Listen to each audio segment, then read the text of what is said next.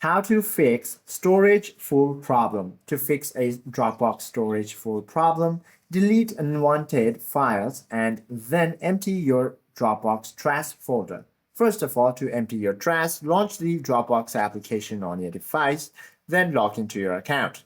Now all you have to do is go ahead and tap on your account icon on the bottom right corner, scroll down until you find the Dropbox bin, then within the bin option, proceed to clear all the unwanted files from there.